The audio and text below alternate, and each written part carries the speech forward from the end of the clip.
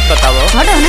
नाराज काहे होलू छने पछने बियाह जब कइलू अपने पसने मोती मराइल रहे। अरे जहन पहिले जे जहती तहन